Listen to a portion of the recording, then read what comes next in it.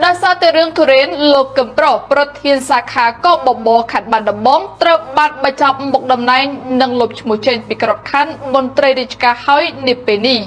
ទីបំផុតលោកកឹមប្រុសប្រធានសាខាក៏បបោខេត្តបាត់ដំបងត្រូវបានបញ្ចប់មុខតំណែងនិងលុបឈ្មោះចេញពីក្របខ័ណ្ឌមន្ត្រីរាជការហើយបើយោងទៅតាមការប្រកាសស្ដីពីការបញ្ចប់មុខតំណែងនិងលុបឈ្មោះចេញពីក្របខ័ណ្ឌមន្ត្រីរាជការនៃក្រសួងពាណិជ្ជកម្ម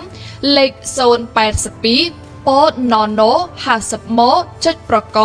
រដ្ឋមន្ត្រីក្រសួងពាណិជ្ជកម្មបានបញ្ជាក់ថាយោងទៅតាមយោបល់របស់ក្រុមប្រឹក្សាវិន័យក្រសួងពាណិជ្ជកម្មបានសម្រេចត្រូវបានបញ្ចប់មុខតំណែងនិងលុបឈ្មោះចេញពីក្របខ័ណ្ឌមន្ត្រីរាជការលោកកឹមប្រុសអត្តលេខ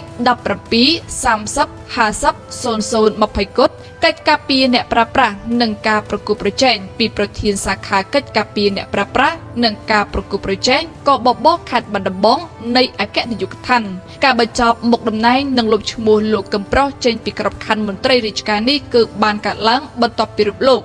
បានកាំងអ្នកលក់ផ្លែទុរេននៅខេត្តបាត់ដំបងថាជាផ្លែទុរេនទាំងអស់នោះជាផ្លែទុរេនយកមកពីខេត្តកំពង់ចាមខណៈដែលអ្នកនាំចូលផ្លែទុរេនបាននិយាយតាមសារសម្លេងបីធ្លាយថាផ្លែទុរេនទាំងនោះគឺជាផ្លែទុរេនដែលនាំចូលពីប្រទេសសៀមដែលធ្វើឲ្យមហាជនមានការរិះគន់ឡើងកក្រើកបណ្ដាញសង្គម